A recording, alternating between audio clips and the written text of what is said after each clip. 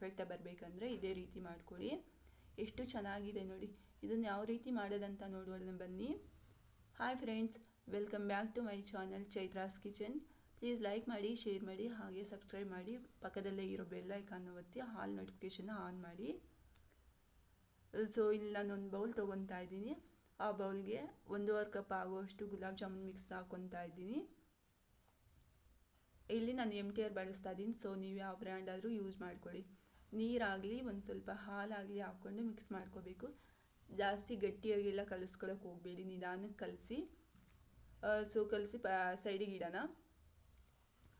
ಒಂದು ಬೌಲ್ ತೊಗೊತಾ ಇದ್ದೀನಿ. ಅದೇ ಒಂದು ಬೌಲ್ಗೆ 1 ಕಪ್ ಆಗೋಷ್ಟು ಶುಗರ್ ಹಾಕ್ಕೊತಾ ಇದ್ದೀನಿ. ಅದಕ್ಕೆ 2 ಕಪ್ ಆಗೋಷ್ಟು ನೀರು ಹಾಕ್ಕೊತಾ ಇದ್ದೀನಿ. ಈ ಅಳತೆ ನನಗೆ ಸರಿ ಹೋಗುತ್ತೆ ಅನಿಸುತ್ತೆ. ನೀವು ಸ್ವೀಟ್ನೆಸ್ ಜಾಸ್ತಿ ಬೇಕು ಅಂತ ಅಂದರೆ ಒಂದು ಸ್ವಲ್ಪ ನೀರು ಕಡಿಮೆ ಹಾಕ್ಕೊಳ್ಳಿ. ಸೊ ನನಗೆ ಇಲ್ಲಿ ಸರಿ ಹೋಗುತ್ತೆ. ಸಿರಪ್ ರೆಡಿ ಮಾಡ್ಕೊಳ್ಳೋಣ. ಒಂದು 5ರಿಂದ 6 ನಿಮಿಷ ಆಗಿದೆ ನೋಡಿ. ಎಲ್ಲ ಎಷ್ಟು ಚೆನ್ನಾಗಿ ರೆಡಿ ಆಗ್ತಾಯಿದೆ. ಸೊ ಇನ್ನೊಂದು ಕಡೆ ಬಾಣಲಿ ಇಟ್ಬಿಟ್ಟು ಎಣ್ಣೆ ಕಾಯೋದಕ್ಕೆ ಇಡೋಣ. ಎಣ್ಣೆನೂ ರೆಡಿ ಆಗ್ತಾಯಿದೆ, ಕಾಯ್ತಾ ಇದೆ. ಅಷ್ಟರೊಳಗೆ ನಾವು 7ರಿಂದ 8 ನಿಮಿಷ ಆಗಿದೆ. ಸಿರಪ್ ಎಲ್ಲ ರೆಡಿ ಆಗ್ತಾಯಿದೆ ನೋಡಿ. ಎಣ್ಣೆನೂ ಕಾಯ್ದಿದೆ. ಸೊ ನಾವು ಕಲಸಿಟ್ಟಿರೋ ಹಿಟ್ಟು ನೋಡಿ ಚೆನ್ನಾಗಿದೆ. ಇದೇ ರೀತಿ ಇರಬೇಕು, ಜಾಸ್ತಿ ಗಟ್ಟಿಯಾಗಿರಬಾರ್ದು. ಒಂದು ಪ್ಲೇಟಿಗೆ ಎಣ್ಣೆ ಆಗಲಿ ಬೆಣ್ಣೆ ಆಗಲಿ ಹಚ್ಕೋಬೇಕು.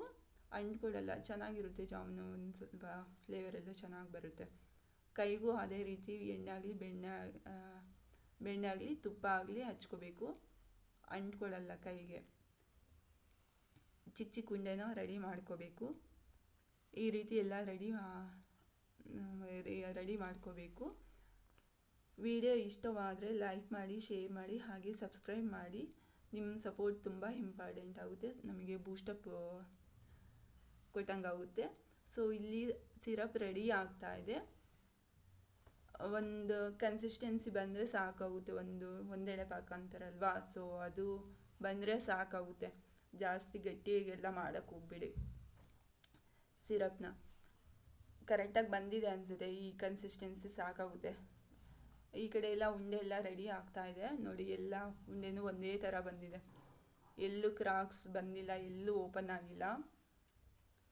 ಎಣ್ಣೆನೂ ಹೀಟ್ ಆಗಿದೆ. ಸೊ ಒಂದೊಂದೇ ಹಾಕ್ಕೊಳ್ಳೋಣ.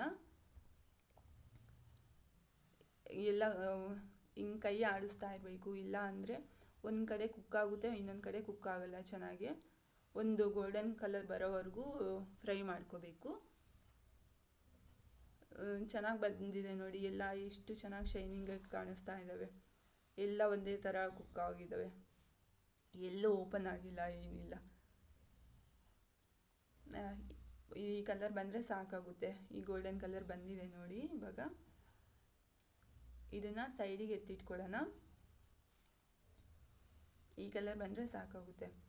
ಸೊ ಮಿಕ್ಕಿರೋ ಹಿಟ್ಟನ್ನು ಇದೇ ರೀತಿ ಮಾಡ್ಕೊಳ್ಳೋಣ.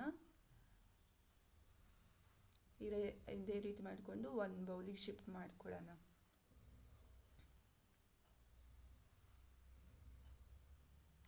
ಸಿರಪ್ಪು ಒಂದು ಸ್ವಲ್ಪ ಬಿಸಿಯಾಗಿರಲಿ, ಇಲ್ಲಾಂದರೆ ತಣ್ಣಗಾದರೆ ಮಿಕ್ಸ್ ಮಾಡ್ಕೊಳ್ಳೋ ಜಾಮೂನ್ ಜೊತೆ ಚೆನ್ನಾಗಿ ಮಿಕ್ಸ್ ಆಗೋಲ್ಲ. ಸೊ ಬಿಸಿಯಾಗಿರಲಿ, ಇದ್ದಾಗಲೇ ಜಾಮೂನ್ ಜೊತೆ ಮಿಕ್ಸ್ ಮಾಡೋಣ.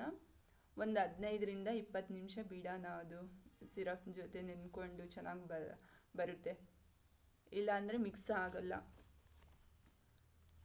ನೋಡಿ. ಒಂದು 30 ನಿಮಿಷ ಆದಮೇಲೆ ಯಾವ ರೀತಿ ಇದೆ ಅಂತ ನೋಡಿ. ಎಷ್ಟು ಚೆನ್ನಾಗಿ, ಎಷ್ಟು ಸ್ಪಾಂಜಿಯಾಗಿದೆ.